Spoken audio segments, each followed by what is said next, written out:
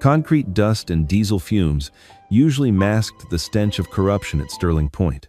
Victor Rinaldi owned the steel, the unions, and the streets beneath them. He came to inspect a multi-million-dollar laundering operation, but a $10 styrofoam container of baked ziti derailed his entire criminal empire.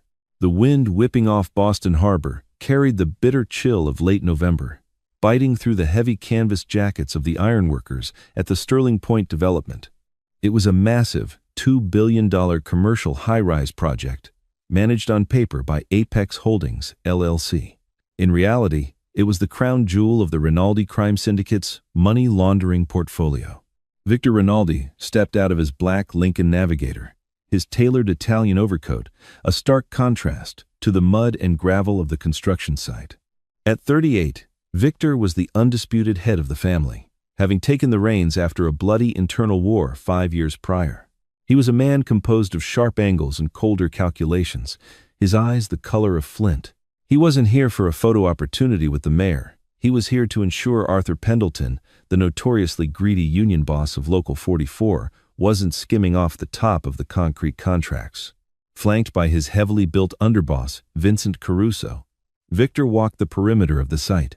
His mind was consumed by percentages, offshore accounts, and the ever-present threat of federal indictments. Pendleton says the delays are weather-related, Vincent grunted, adjusting the collar of his coat against the wind. Pendleton is a liar, Victor replied, his voice barely above a murmur, yet carrying an edge that made the nearby foreman physically flinch. He's stalling to bleed the payroll.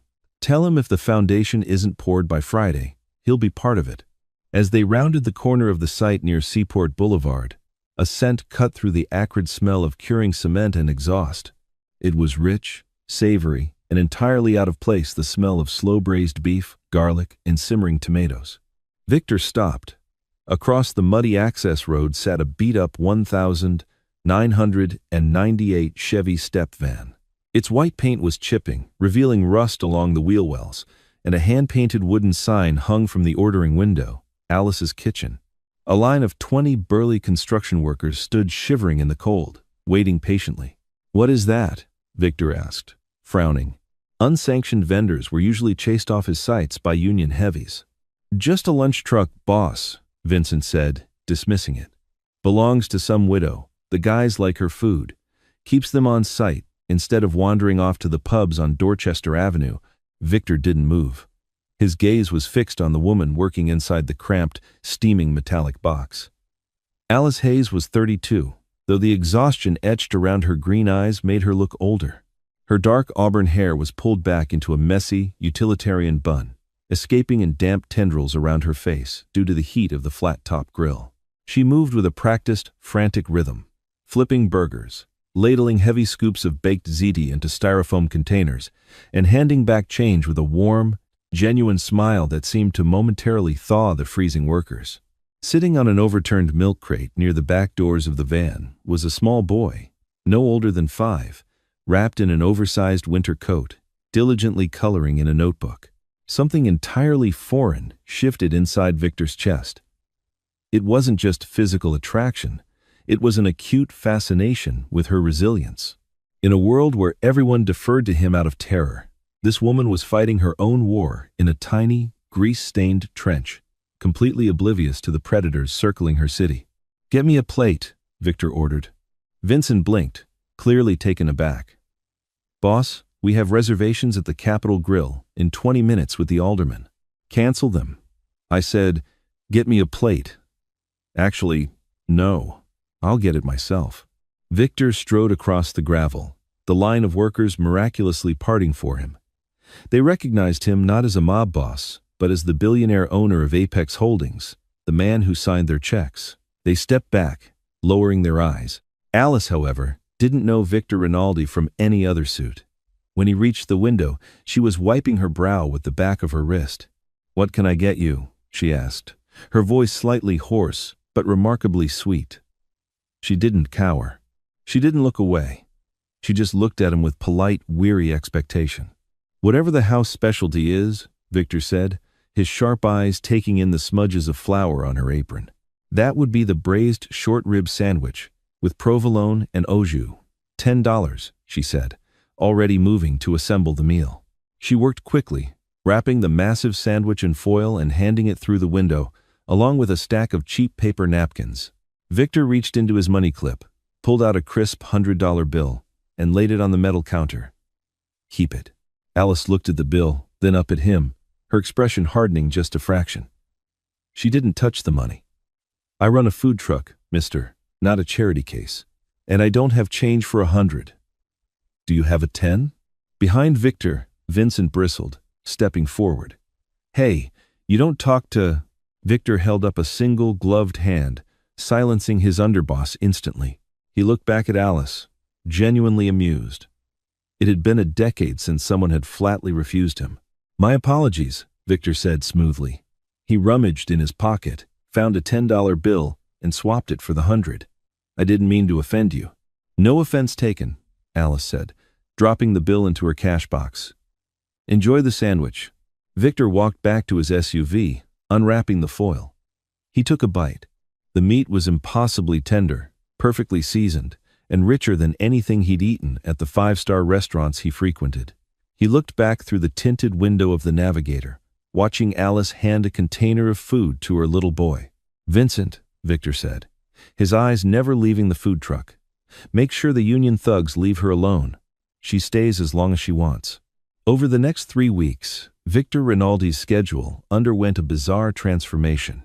The ruthless syndicate boss, who usually spent his afternoons brokering illicit deals and managing a network of illegal gambling rings, suddenly found himself parked at the Sterling Point construction site every day at 12:30 p.m. He never brought his entourage anymore, just his driver. He would walk up to the window, order the daily special, and lean against the side of his black SUV to eat. Slowly, a tentative, unlikely rapport built between the billionaire developer Vic and the struggling single mother. Alice found him enigmatic, but oddly comforting. He was intimidating. Certainly there was a quiet danger in the way he stood and the way he observed the world, but he was unfailingly polite to her and unusually gentle when speaking to her son, Leo. One freezing Tuesday afternoon, business was slow due to a sleet storm.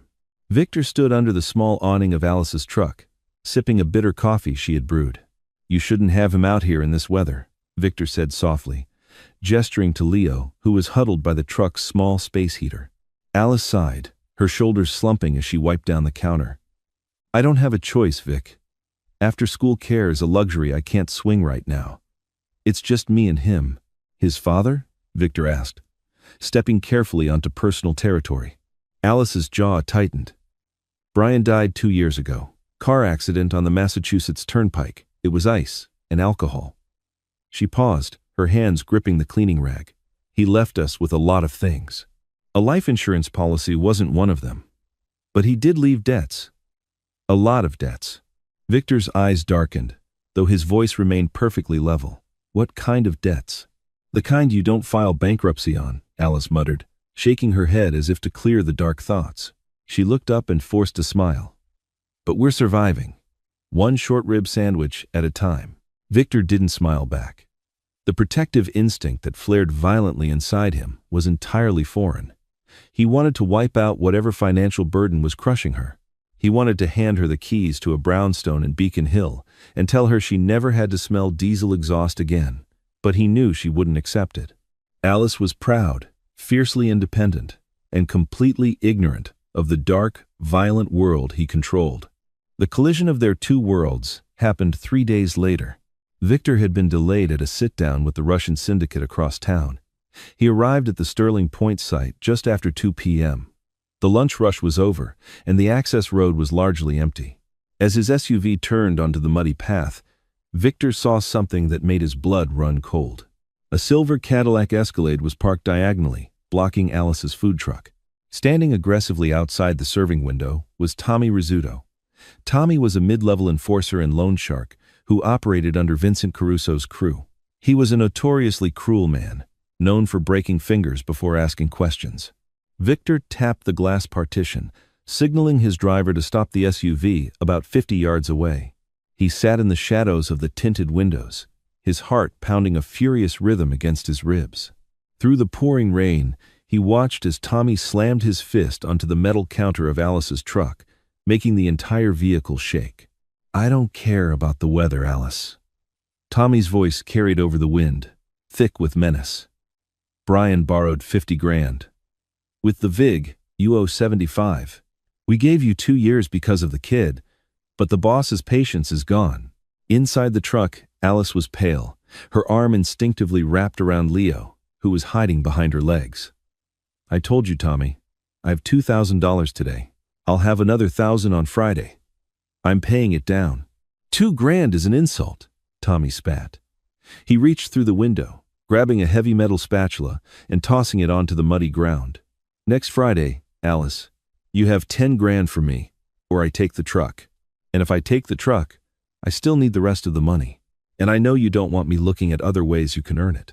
Victor watched, paralyzed by a sickening realization. The boss's patience is gone. Tommy wasn't operating a rogue book. The money Brian Hayes had borrowed, the crushing debt that kept Alice shivering in a food truck 14 hours a day, the terror that currently had her trembling in fear, belonged to the Rinaldi family. It belonged to him. Victor was the unseen monster haunting Alice's life. Tommy spat on the ground, turned his collar up, and got back into his silver Escalade, peeling out and leaving deep ruts in the mud. For a long moment, Victor sat in the back of his Lincoln, the silence inside the cabin deafening. He looked at his hands that had built an empire on fear and extortion. He had thought of himself as a businessman, a necessary evil in a corrupt city. But looking at Alice, who had collapsed onto her knees inside the truck to hug her terrified son, the illusion shattered. He was the villain in her story. "Boss?" his driver asked tentatively, watching Victor in the rearview mirror. "Do you want me to pull up to the truck?" Victor's jaw locked. If he went to her now, if he made Tommy disappear, she would inevitably find out who he was. The gentle, wealthy developer named Vic would die, replaced by Victor Rinaldi, the mob boss who owned her late husband's life. "No," Victor said, his voice a lethal, vibrating rasp. "Turn the car around. We're going to Vincent's social club in the North End. Right now, the storm was just beginning." The air inside the Calabria Social Club was thick with the scent of dark roast espresso, imported cigars, and the metallic tang of unspoken threats.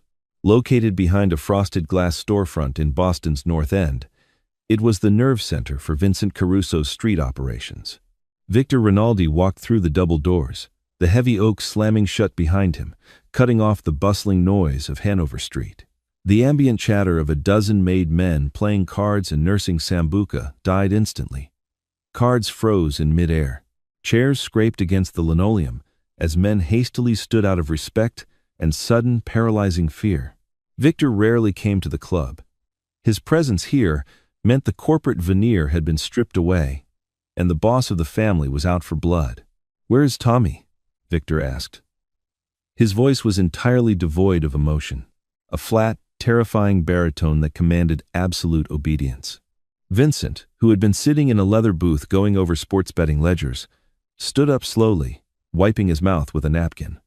He signaled to one of the younger associates. In the back, "Boss," counting the afternoon collections. Victor didn't wait.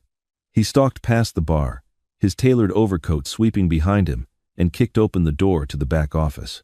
Tommy Rizzuto was sitting at a metal desk, stacks of 20s and 50s piled haphazardly around a brass counting machine. He jumped at the noise, his hand instinctively dropping toward the Smith and Wesson holstered at his hip, before he realized who was standing in the doorway. He immediately raised his hands, a nervous, ingratiating smile breaking across his heavily scarred face. "Don Rinaldi," Tommy stammered, quickly standing up. "I didn't know you were coming down to the neighborhood. I would have—" "The ledger, Tommy," Victor interrupted, stepping into the cramped, windowless room. Vincent filled the doorway behind him, blocking any chance of exit. The ledger?" Tommy blinked, his eyes darting between Victor and Vincent. "Which one, boss? The sports book or the street loans?" "The street loans." "Open it to the letter H." Tommy's hands shook slightly as he unlocked the bottom drawer of the desk and pulled out a worn black leather-bound book. He flipped hastily through the pages, H. Okay, I got it. Higgins, Howell, Hayes. Stop on Hayes, Victor commanded. He stepped closer, the sheer physical presence of the man suffocating the room. Brian Hayes, deceased. Tell me about the account. Tommy swallowed hard, sweat suddenly beading on his forehead, despite the drafty room. Right. Brian Hayes. Dumb contractor, liked the ponies. Borrowed 50 large from us 3 years ago. Wrapped his car around a bridge abutment. He left a widow, Alice. We've been letting the VIG run, collecting a few grand here and there. She runs a food truck down at the Apex site. I just went to see her today, actually. Put the squeeze on her. Told her I'd take the truck if she didn't have 10 grand by Friday. Tommy puffed his chest out slightly, mistaking Victor's inquiry for an audit of his efficiency. Don't worry, boss. She's terrified. We'll get our money, or we'll put her on the street. The silence that followed was heavy enough to crack the concrete foundation. Victor stared at Tommy, his expression an unreadable mask of ice. You threatened a mother and a 5-year-old child in front of my construction site. It's just business, boss, Tommy said, his smile faltering as the temperature in the room plummeted. She owes the family. Vincent said we squeeze the delinquents before the end of the quarter. I am the family, Victor whispered. Before Tommy could take another breath, Victor's hand shot out, grabbing Tommy by the throat and slamming him backward against the cinderblock wall. The heavy metal desk screeched across the floor as Tommy kicked wildly, gasping for air. Victor's grip was like an industrial vice, his eyes burning with a dark, violent fury that hadn't been seen since the Syndicate Wars. Listen to me very carefully, Tommy, Victor hissed. Leaning in so close, Tommy could smell the peppermint on his breath. Brian Hayes' debt is 0. It never existed. If you ever go near that food truck again, if you ever look at Alice Hayes, if you so much as breathe the air on the same city block as her or her son, I won't just kill you. I will dismantle you. Victor let go, and Tommy collapsed to the floor, violently coughing and clutching his throat, his eyes wide with absolute terror. Victor picked up the black ledger, calmly ripped the page containing Brian Hayes' name out of the binding, and struck a silver Zippo lighter. He held the paper until the flames licked his leather gloves, then dropped the burning ashes onto Tommy's desk. He turned to leave, but Vincent blocked the doorway, his massive arms crossed. With all due respect, boss, Vincent rumbled, keeping his voice low so the men outside couldn't hear. What are you doing? Word gets out we're forgiving 50 grand debts because a widow bats her eyes, and half the city will stop paying. We look weak. Over a broad, slinging hash? Victor stopped, turning his head just enough to catch Vincent's eye. Are you questioning how I run my city, Vincent? Vincent hesitated. He had seen Victor order hits on his own cousins to secure the throne. He knew better than to cross the line. No, boss. Your city. Your rules. Good. Victor adjusted his cuffs, his composure instantly returning. Send Harrison to Alice tomorrow morning. Have him draft a notarized letter from a fictitious collection agency stating the debt was a clerical error and has been discharged in full. And Vincent? Yeah, boss. Put 2 of our best unseen men on that truck, day and night. If anyone so much as gives her the wrong change, I want to know about it. Victor walked out of the club, leaving a stunned silence in his wake. He had just compromised the ruthless reputation he had spent a decade building. And the terrifying truth was, he didn't care. The sky over Boston was an uncompromising, bruised purple, threatening freezing rain as Alice wiped down the stainless steel counters of the truck. It was Thursday afternoon, and for the first time in 2 years, Alice felt like she could breathe. In her apron pocket was a crisp, official-looking letter from Pinnacle Financial Recovery. It stated, in dense legalese, that Brian's debt had been illegally inflated by a rogue agent who was now under federal investigation, and, as a result, the entire balance had been expunged. It was a miracle, a bizarre, inexplicable miracle that had caused her to break down sobbing in her kitchen that morning. Hey, you're smiling. Alice looked up to see Vic leaning against the window frame. He looked different today, no tailored overcoat, just a dark wool sweater and a leather jacket. He looked surprisingly normal and devastatingly handsome. I have reason to, Alice beamed, handing him his usual black coffee. A massive weight just got lifted off my shoulders, Vic. I don't want to jinx it by talking about the details, but for the first time since Brian died, I think Leo and I are going to be okay. Victor took the coffee, feeling a sharp pang of guilt mixed with a profound sense of relief. Seeing the light return to her green eyes was intoxicating. I'm glad to hear that, Alice. Actually, I wanted to talk to you about something. Apex Holdings owns a vacant commercial property in the Back Bay. It used to be a bakery, fully equipped kitchen, seating for 40. I need a tenant to keep the building occupied for tax purposes. The rent would be practically nothing. Alice stared at him, stunned. Vic, I can't accept that. I don't do charity. It's not charity, Victor lied smoothly, leaning closer. It's a business arrangement. You bring foot traffic to my block, the property value stabilizes, and you get out of the freezing cold. Leo gets a back room to do his homework instead of sitting on a milk crate. Alice looked back at Leo, who was currently drawing on a napkin.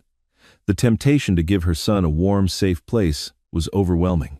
She looked back at Vic, her eyes softening. Why are you so good to us, Vic? You don't even know me. Victor looked at her, the truth burning the back of his throat. Because I am the monster in the dark, and you are the only light I've seen in 10 years. Because you deserve a break, he said softly. He reached through the window, his large, warm hand gently covering hers. Alice didn't pull away. A quiet electricity passed between them, a fragile connection built on a massive, structural lie. Then, the tires screeched. It happened with the sudden, chaotic violence that only belongs to the criminal underworld. A dark blue Dodge Charger tore around the corner of the construction site, fishtailing in the mud before slamming to a halt 30 feet from the food truck. Before the car even stopped in park, the back doors flew open. 2 men wearing ski masks stepped out, raising matte black automatic weapons. Victor's instincts, honed by years of street warfare, took over before his conscious mind could process the threat. Tommy Rizzuto's loyalists? The Bratva? It didn't matter. Get down! Victor roared. He didn't dive for cover. Instead, Victor vaulted straight through the serving window of the food truck, shattering the plexiglass display case and tackling Alice to the metal floor just as the first barrage of bullets tore through the side of the vehicle. Deafening gunfire echoed across the construction site. Sparks flew as heavy rounds shredded the metal exterior of the truck, shattering jars of sauce and exploding the coffee air. Boiling water and broken glass rained down on them. Alice screamed, covering her head, her mind entirely unable to process the nightmare unfolding around her. "Leo!" Alice shrieked, struggling blindly to crawl toward the back of the truck where her son was crying in terror. "Stay down," Victor barked, his voice no longer that of the gentle developer. It was a vicious, feral command. He pinned Alice to the floor with one arm, shielding her body with his own. With his free hand, Victor reached into the small of his back, beneath the leather jacket. He drew a custom, suppressed Sig Sauer P-226. The shooting paused as the men outside advanced, clearly aiming to finish the job, assuming Victor was trapped inside the metal box. Victor didn't wait for them to find an angle. He kicked open the side access door of the truck and rolled out onto the muddy ground into the pouring rain. Alice, trembling uncontrollably, pulled Leo against her chest, pressing herself against the greasy floorboards, and watched through the open doorway. What she saw shattered her world entirely. Vic, sweet, generous billionaire Vic, moved with terrifying, lethal precision. He wasn't cowering. He wasn't calling for help. He rose to one knee in the mud, both hands on the grip of his pistol. Twip, twip. The suppressed weapon coughed twice. The first masked gunman dropped instantly, a fatal hole appearing in the center of his forehead. The second gunman panicked, spraying wildly toward Victor, bullets chewing up the mud inches from Victor's boots. Victor didn't even flinch. He stepped forward into the line of fire, his posture perfect, his expression stone cold. Twip, twip. The second man collapsed against the side of the Dodge Charger, sliding down, leaving a streak of crimson against the blue paint. The driver of the Charger, realizing the ambush had completely failed, slammed the car into reverse. Before he could turn the wheel, 2 black SUVs materialized from the access roads, completely boxing the Charger in. 4 massive men in dark suits, Victor's unseen security detail, poured out, dragging the screaming driver from the car and pinning him to the gravel with a boot to his neck. The chaotic thunder of gunfire was replaced by the heavy drum of rain and the harsh, ragged breathing of the men outside. Victor stood in the center of the carnage, his weapon still drawn, and held at the low ready. Rain plastered his hair to his forehead. He looked at the bodies, then at the driver, giving a brief, sharp nod to his men. Slowly, Victor turned back to the food truck. He holstered the weapon, his chest heaving, his eyes frantically searching the shattered interior for Alice. "Alice," Victor breathed, stepping up to the open door, his hands raised in a placating gesture. "Alice, are you hurt? Is Leo?" Alice was backed into the farthest corner of the truck, clutching her crying son so tightly her knuckles were white. She looked at the blood on Victor's hands, the gun at his hip, and the cold, dead bodies laying in the mud behind him. Her eyes, which had looked at him with such warmth just 3 minutes ago, were now dilated with absolute, unadulterated horror. "Stay away from us," Alice whispered, her voice shaking violently. "Alice, please, let me explain," Victor pleaded, stepping onto the threshold of the truck. "I said stay away," she screamed, grabbing a heavy kitchen knife from the counter and pointing it at him with a trembling hand. You killed them. You executed them. Who are you? What are you?" Victor stopped, the pain in his chest sharper than any bullet he had ever taken. The illusion was gone. The gentle developer was dead, bleeding out in the mud alongside the assassins. "My name is Victor Rinaldi," he said quietly, the heavy truth falling like a shroud over them both. "And I'm the man who owns this city." Alice dropped the knife, the name hitting her like a physical blow. Everyone in Boston knew the name Rinaldi. They were the boogeymen. They were the monsters who had owned her husband, the monsters she had been running from for 2 years. "Oh my God," Alice gasped, tears spilling hot down her cheeks. "It was you. The debt. The letter. It was all you." "I did it to protect you," Victor said, his voice raw. "You lied to me," she sobbed, holding Leo closer as the sirens began to wail in the distance. "You're not a savior, Vic. You're the devil." Victor stood in the rain, watching the only beautiful thing in his dark world recoil from him in terror. For the first time in his life, the Don of the Rinaldi family had absolutely no idea how to fix what he had broken. The wail of police sirens cut through the freezing rain, snapping the hypnotic terror that gripped the construction site.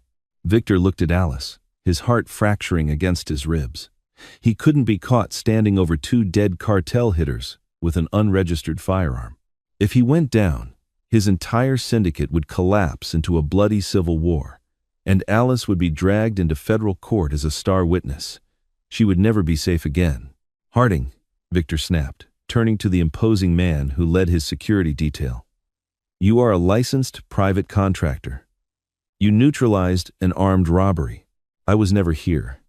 Do you understand?" Thomas Harding nodded sharply, already pulling his identification and permits from his breast pocket. "Understood, boss. Go."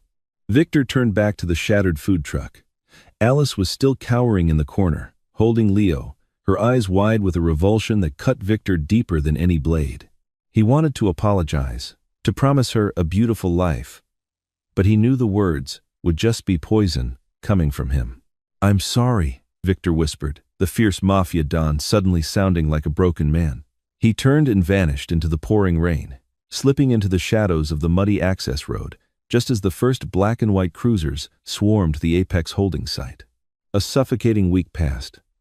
Alice sat in her drafty 1-bedroom apartment in Somerville, the silence screaming at her. Her food truck, her livelihood, and her independence was a bullet-riddled crime scene, permanently impounded by the Boston Police Department. Detective Miller had questioned her extensively, ultimately accepting Thomas Harding's flawless cover story of a random, tragic hijacking gone wrong. Alice knew the terrifying truth, but a primal, paralyzing fear kept her mouth firmly shut. Every time she heard a floorboard creak in the hallway, she expected Victor Rinaldi's ruthless men to kick down her door to permanently silence the only loose end. Instead, on a gray Thursday morning, a heavy manila envelope arrived via certified mail. Alice opened it with trembling hands. Inside was a thick stack of legal documents. It was the deed to the commercial bakery in Back Bay, fully paid, taxes covered for the next 10 years, placed irrevocably in her name. Beneath the deed was a cashier's check from an offshore trust for $100,000, designated exclusively for Leo's education.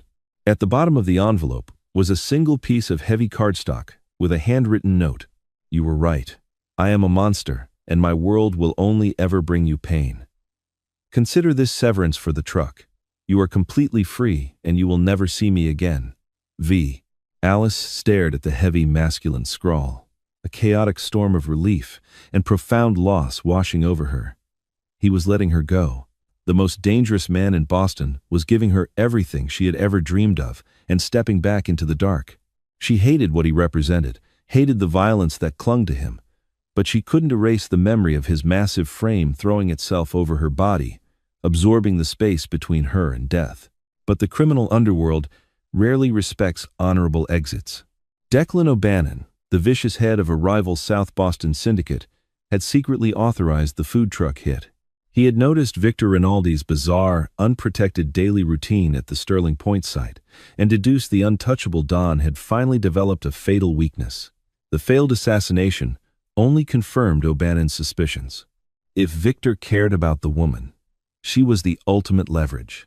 It was shortly after midnight when the heavy wooden frame of Alice's apartment door splintered inward with a deafening, violent crack. Two massive men in heavy leather jackets pushed into the narrow, dimly lit hallway. Alice screamed, dropping the laundry basket she was holding. She scrambled backward, scooping a sleeping Leo off the living room rug and backing into the tiny kitchen. "Well, look at this," the larger enforcer sneered, pulling a heavy plastic zip tie from his pocket. "Rinaldi's pet. Declan O'Bannon wants a word with you, sweetheart. Put the kid down and walk toward me." Alice grabbed a heavy cast-iron skillet from the stovetop, her knuckles white, her entire body shaking. She wouldn't let them take her son. She would die on this cheap linoleum first. Before the enforcer could take another step, the fire escape window in the kitchen shattered completely. Glass exploded across the floor as Victor Rinaldi came through the frame like a dark, vengeful god. He hadn't left her. He had been sitting in a freezing, unmarked sedan across the street every single night, standing a silent, lonely guard over a woman who despised him. Victor didn't use a gun this time. The quarters were too tight, the risk of a ricochet hitting Alice or Leo too high. He moved with terrifying, fluid lethality. He drove a combat knife deep into the first attacker's thigh, twisting the blade brutally before throwing the screaming man against the refrigerator. The second enforcer panicked, drawing a snub-nosed revolver from his waistband and firing a wild, deafening shot in the confined space. The bullet tore through Victor's left shoulder, spraying crimson across Alice's faded floral wallpaper. Victor barely grunted. The pain didn't even register against the absolute fury of seeing men threaten Alice. He stepped directly into the line of fire, grabbed the enforcer's wrist, and snapped it backward with a sickening crunch. As the gun clattered to the floor, Victor drove his knee forcefully into the man's chest, collapsing his ribs. Both attackers lay incapacitated and groaning on the floor in under 10 seconds. Victor stood panting heavily, his left arm hanging uselessly at his side, dark blood quickly soaking his black wool sweater. He looked at Alice, his flint-colored eyes wide with a frantic, desperate need to know she was unharmed. "Are you hurt?" Victor gasped, his voice tight and ragged. Alice slowly lowered the heavy skillet. She looked at the blood pooling rapidly around his expensive leather boots, then at the shattered window he had thrown himself through. "You told me I would never see you again," Alice whispered, her voice trembling. "I lied," Victor rasped, leaning heavily against the kitchen counter as his adrenaline faded and his legs threatened to give out. "O'Bannon sent them. I couldn't let them touch you." "I'm sorry, Alice. I'll get my cleaners up here to remove these two immediately. Then I'll disappear. I swear it. You have the bakery. You're safe now." He turned slowly, intending to stumble back out into the freezing night, a king accepting his permanent exile to keep her in the light. "Victor, stop." The use of his real name froze him in his tracks. He turned back. Alice had set a crying Leo gently behind the kitchen island. She grabbed a clean dish towel from the counter and walked directly toward him, her face set with a strange, fierce determination. "You're bleeding all over my floor," she said, her voice shaking, but her hands were entirely steady as she pressed the thick towel hard against his gunshot wound. Victor winced, his breath catching in his throat. He looked down at her, entirely bewildered. "Why are you helping me?" "I'm the devil, Alice. You said it yourself." Alice looked up, her green eyes locking onto his. The fear was gone, replaced by a profound, unshakable realization. The world was full of monsters, men like Tommy, men like O'Bannon, men who took and destroyed. But Victor was different. "You are," Alice said softly, her thumb gently brushing a streak of blood from his cheek. "But you're the only devil who would bleed for us. You're my devil now." Victor's heart slammed against his ribs. He pulled her against his uninjured side, burying his face in her hair as the sirens began to wail in the distance once again. He knew then that he would burn down every rival syndicate in Boston, level every corrupt union, and wage war against the entire city to keep her safe. The billionaire boss had finally found his queen, and the real empire was just beginning to be built. Victor completely dismantled the O'Bannon syndicate the following week, cementing his absolute rule over Boston's underworld. Alice opened her bakery in Back Bay, fully shielded by the unseen, terrifying power of the Rinaldi family. They married privately, in a quiet ceremony in Florence. Victor never scrubbed the blood from his ledger, but Alice realized that sometimes surviving a dark world requires falling in love with its most dangerous shadow.